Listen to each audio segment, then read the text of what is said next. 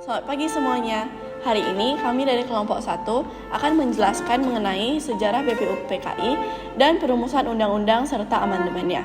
Kelompok kami terdiri dari 4 orang, yaitu Yuen Gotami, Erin Tishainta Meliala, Tartin Chandra, dan Ray Rifki.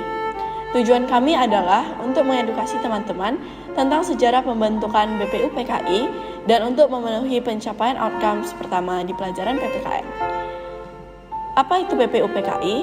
BPUPKI adalah Badan Penyelidik Usaha-Usaha Persiapan Kemerdekaan Indonesia. Pada Perang Dunia Kedua, Jepang terdesak oleh sekutu sehingga Jepang berusaha memikat hati Indonesia dengan menjanjikan kemerdekaan. Adapun tujuan dari BPUPKI adalah untuk menyelidik dan menyusun segala sesuatu rencana mengenai persiapan kemerdekaan Indonesia. BPUPKI melakukan 2 sidang. Sidang pertama BPUPKI terjadi pada tanggal 29 Mei sampai 1 Juni 1945. Pada waktu itu, mereka membahas tentang rumusan dasar negara Indonesia, yaitu Pancasila.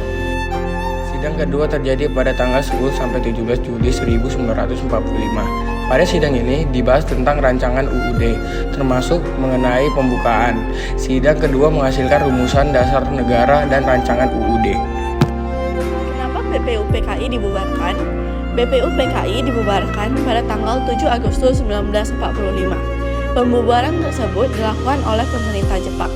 Sebagai gantinya, pemerintah Jepang pun membentuk PPKI, yaitu Persiapan Kemerdekaan Indonesia, untuk melanjutkan kerja BPUPKI dan persiapan pemindahan kekuasaan antara pemerintah Jepang dan Indonesia. Apa yang dimaksud dengan amandemen?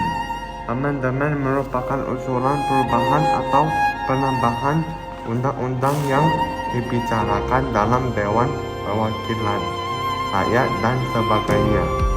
Tujuan amandemen adalah adanya perbaikan terhadap pasal-pasal yang bisa dikatakan belum sempurna dari segi tafsiran, dari segi peradaban manusia, dan lain sebagainya. Amandemen UUD pertama dilaksanakan pada sidang umum MPR tanggal 14 hingga 21 Oktober 1999. Amandemen UUD ini meliputi pasal 9, 5, 7, dan lain-lain. Inti dari amandemen ini adalah untuk mengurangi kekuasaan presiden. Amandemen UUD kedua dilaksanakan pada sidang tahunan MPR pada tanggal 7 sampai 18 Agustus tahun 2000. Amandemen ini meliputi pasal 28A sampai pasal 28J. Inti dari amandemen kedua ditunjukkan untuk meningkatkan jaminan hak asasi manusia. Amandemen UUD ketiga dilaksanakan pada sidang tahunan MPR pada tanggal 1 sampai 9 November 2001.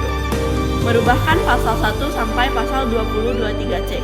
Inti dari amandemen ketiga adalah perubahan bentuk dan kedaulatan negara, kewenangan MPR, kepresidenan, keuangan negara, dan kekuasaan kehakiman.